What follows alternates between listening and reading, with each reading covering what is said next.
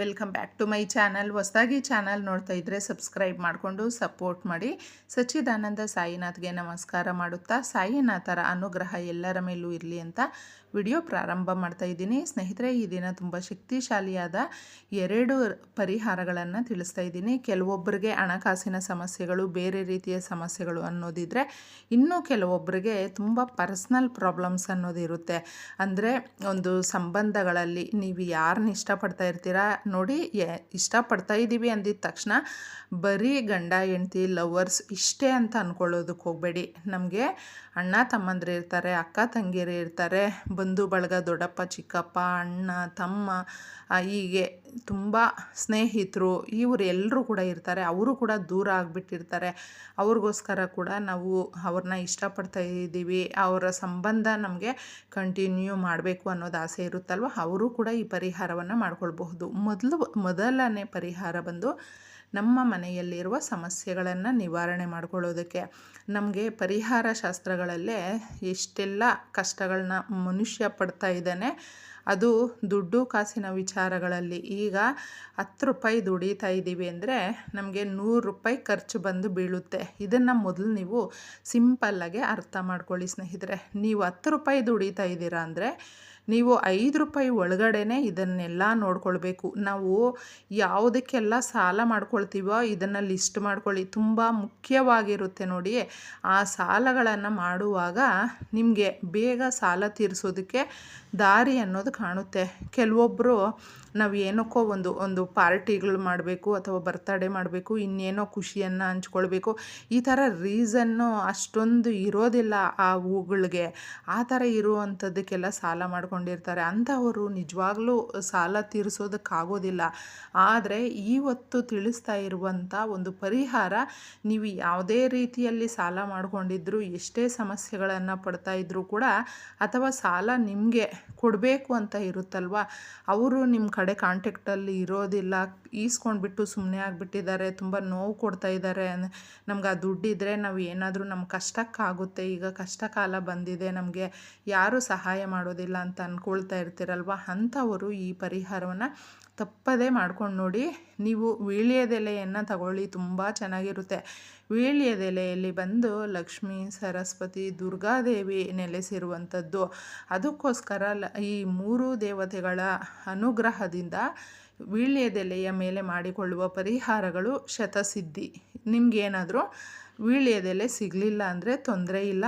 ದಾಸವಾಳದ ಎಲೆ ಆಗಿರಬಹುದು ಅಥವಾ ಆಲದ ಮರದ ಎಲೆ ಆಗಿರಬಹುದು, ಯಾವುದು ನಮಗೆ ಪ್ರಕೃತಿಯಲ್ಲಿ ಸಿಗುತ್ತೆ ನೋಡಿ, ಆ ಎಲೆಯನ್ನು ನೀವು ತಗೊಳ್ಬಹುದು. ಅಥವಾ ಯಾವುದು ಸಿಗಲಿಲ್ಲ ನಮಗೆ ಅಂದರೆ ತಪ್ಪದೆ ಒಂದು ಖಾಲಿ ಪೇಪರನ್ನು ನೀವು ತಗೊಳ್ಬೇಕಾಗುತ್ತೆ. ತಗೊಂಡಿದ್ದೆ ಅದನ್ನು ಏನು ಮಾಡಬೇಕು, ಅದರ ಒಳಗಡೆ ನೀವು 7 ಕಾಳುಮೆಣಸನ್ನು ಹಾಕಬೇಕು. ಕೌಂಟ್ ಮಾಡ್ಕೊಂಡಿದ್ದೆ, ಅಥವಾ ಒಂದು ಪ್ಲೇಟಲ್ಲೇ ಆಗಿರಬಹುದು, ಇಡಿ. ಈ ಥರ ಇಟ್ಬಿಟ್ಟು ದೇವ್ರ ಮನೆಯಲ್ಲಿ ಇಡಿ. ಅಥವಾ ಅಕ್ಕ ನಾವು ದೇವ್ರ ಮನೆಗೆ ಹೋಗೋದಕ್ಕಾಗೋದಿಲ್ಲ ಅಂತ ಹೇಳಿದ್ರೆ ತೊಂದರೆ ಇಲ್ಲ, ನೀವು ಎಲ್ಲಿ ಮಾಡ್ಕೊಳ್ತೀರೋ ಆ ಜಾಗದಲ್ಲೇ ಮಾಡ್ಕೊಳ್ಳಿ.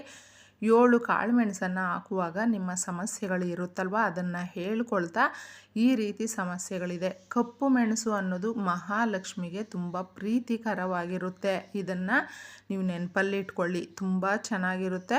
ಯಾಕಂದರೆ ತುಂಬ ಶಕ್ತಿಯನ್ನು ಹೊಂದಿರುವಂಥ ಕಪ್ಪು ಮೆಣಸನ್ನು ನಾವು ತಗೊಳ್ತಾ ಇದ್ದೀವಿ.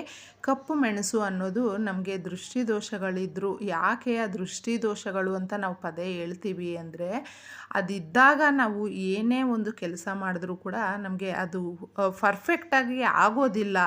ಎಲ್ಲ ಕೆಲಸಗಳು, ತುಂಬ ಚಿಕ್ಕ ಕೆಲಸಗಳು ಅಥವಾ ದೊಡ್ಡ ಕೆಲಸಗಳು ಕೂಡ ಅಲ್ಲಲ್ಲೇ ನಿಂತು ಹೋಗ್ಬಿಡುತ್ತೆ. ತುಂಬಾ ಕಷ್ಟ ಪಡುವ ರೀತಿ ನಮಗೆ ಅದು ಕೆಲಸ ಮಾಡುತ್ತೆ. ಅದಕ್ಕೋಸ್ಕರ ಇವುಗಳನ್ನು ಮಾಡಿಕೊಂಡಾಗ ಅದೆಲ್ಲವೂ ಕೂಡ ರಿಲೀಸ್ ಆಗುತ್ತೆ. ನಮಗೆ ದುಡ್ಡು ಕಾಸು ಅನ್ನೋದು ನಮ್ಮ ಕೈಯಲ್ಲಿ ಸದಾ ಕಾಲ ಓಡಾಡ್ತಾ ಇರುತ್ತೆ, ಚೆನ್ನಾಗಿರುತ್ತೆ.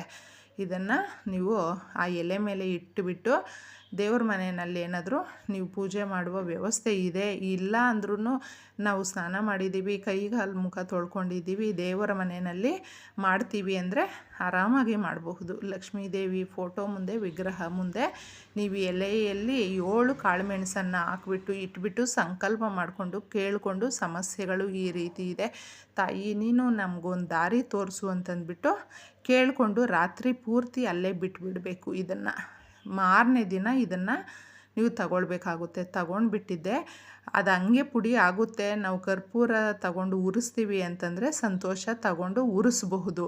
ಕೆಲವೊಂದು ಬಾರಿ ಇದು ಅಷ್ಟು ಅರ್ಧಂಬರ್ಧ ಹುರಿದೋಗ್ಬಿಡುತ್ತೆ. ಅದಕ್ಕೆ ಏನು ಮಾಡಬೇಕು ಅಂದರೆ ಸ್ವಲ್ಪ ನೀವು ಒಂದು ಕಲ್ಲು ತಗೊಂಡಿದ್ದೆ ಪುಡಿ ಮಾಡಬಹುದು. ಇದನ್ನು ಪುಡಿ ಮಾಡಿಬಿಟ್ಟು ನಿಮ್ಮ ಸಿಂಕ್ ಹತ್ರ ಆಗಿರಬಹುದು ಅಥವಾ ಮನೆಯ ಹೊರಗಡೆ ಆಗಿರಬಹುದು, ಇದನ್ನು ಕರ್ಪೂರ ಹಾಕ್ಬಿಟ್ಟು ಸ್ವಲ್ಪ ಉರಿಸ್ಬಿಡಿ. ಈ ಥರ ಉರಿಸಿದಾಗ ನಿಮ್ಮ ಕಷ್ಟಗಳು ಪೂರ್ತಿಯಾಗಿ ಅದರಲ್ಲಿ ಬೂದಿ ಆಗಿಬಿಡುತ್ತೆ ಅಂತ ನೀವು ಅರ್ಥ ಮಾಡ್ಕೊಳ್ಳಿ. ಆ ಕಷ್ಟಗಳು ನಿವಾರಣೆ ಆಗೋದಕ್ಕೆ ನಮಗೆ ಇದು ಸಾಧ್ಯ ಆಗುತ್ತೆ. ಈ ಥರ ನೀವು ಇದನ್ನು ಮಾಡಿಕೊಂಡು ಅದನ್ನು ಸಿಂಕಲ್ಲಿ ನೀರು ಬಿಟ್ಟುಬಿಡಿ, ಹಾಕಿಬಿಟ್ಟು ಕಷ್ಟಗಳೆಲ್ಲ ಕಳೆದೋಗುತ್ತೆ. ಇನ್ನೊಂದು ಪರಿಹಾರ ಬಂದು ಸೇಮ್ ಕಾಳು ಮೆಣಸದ್ದೇ.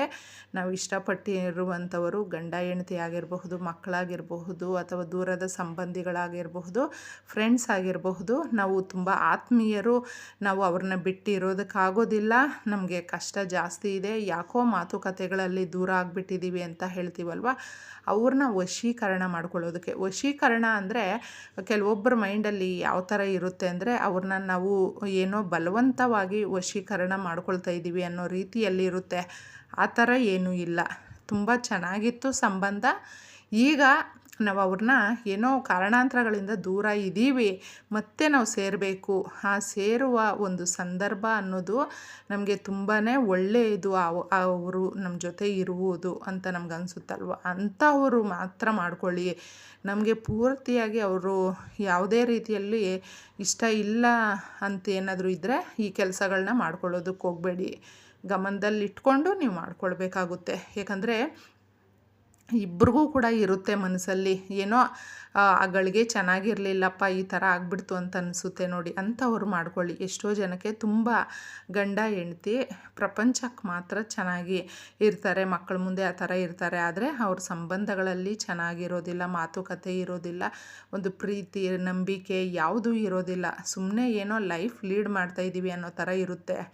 ಆದರೆ ನೀವು ಚೆನ್ನಾಗಿ ಇರಬೇಕು, ಒಬ್ರಿಗೊಬ್ಬರು ಅನ್ಯೋನ್ಯವಾಗಿ ಅನ್ನೋದು ನಿಮ್ಮ ಮನಸ್ಸಲ್ಲಿ ಏನಾದರೂ ಇದ್ದರೆ ಇದನ್ನು ಯಾರಾದರೂ ಪರವಾಗಿಲ್ಲ, ಗಂಡ ಆಗಿರಬಹುದು ಹೆಂಡತಿ ಆಗಿರಬಹುದು, ಪ್ರಯತ್ನ ಪಡಬಹುದು. ಒಂದು ಖಾಲಿ ಪೇಪರನ್ನು ತಗೊಂಡು ಅದರಲ್ಲಿ ನೀವು ಯಾರನ್ನ ಇಷ್ಟಪಡ್ತಾ ಇರ್ತೀರ ನೋಡಿ ಅವ್ರ ಹೆಸರನ್ನು ಬರಿಬೇಕು. ಬರೆದುಬಿಟ್ಟು ಅದರಲ್ಲಿ ಈ ಕಾಳು ಮೆಣಸನ್ನು ಹಾಕಿಬಿಟ್ಟಿದ್ದೆ ಈ ಒಂದು ಮಂತ್ರ ಹಂ ಪಟ್ ಸ್ವಾಹ, ಹಂ ಪಟ್ ಸ್ವಾಹ, ಹಂ ಪಟ್ ಸ್ವಾಹ ಅಂತಂದ್ಬಿಟ್ಟು ಹೇಳಿಕೊಂಡು ಇದನ್ನು ನೀವು ಉರಿಸ್ಬಿಡಬೇಕು ಸ್ನೇಹಿತರೆ. ಹೇಳಿಬಿಟ್ಟು ಈ ಥರ ಉರಿಸಿದಾಗ ಅದನ್ನು ತಗೊಂಡೋಗಿ ನೀವು ಅದೇ ಡಸ್ಟ್ಬಿನ್ಗೆ ಹಾಕಬಹುದು ಅಥವಾ ಸಿಂಕಲ್ಲಿ ಹಾಕಬಹುದು, ಯಾರು ತುಳಿದೇ ಇರುವ ಕಡೆ ಹಾಕಬಹುದು. ಈ ಥರ ನೀವು ಒಂದಷ್ಟು ಬುಧವಾರಗಳು ಮಾಡ್ಕೊಳ್ಳಿ, ಚೆನ್ನಾಗಿರುತ್ತೆ. ಒಳ್ಳೆ ಒಂದು ಇಂಪ್ರೂವ್ಮೆಂಟ್ಸ್ ಅನ್ನೋದು ನಿಮಗೆ ಗೊತ್ತಾಗುತ್ತೆ. ಈ ಎರಡೂ ಪರಿಹಾರಗಳಲ್ಲಿ ತುಂಬ ಚೆನ್ನಾಗಿ ವರ್ಕೌಟ್ ಆಗುವಂಥ ಪರಿಹಾರ. ಎಲ್ರಿಗೂ ಒಳ್ಳೆಯದಾಗಲಿ, ನಿಮ್ಮ ಮನಸ್ಸಿನ ಇಚ್ಛೆ ನೆರವೇರಲಿ. ಎಲ್ರಿಗೂ ಧನ್ಯವಾದ.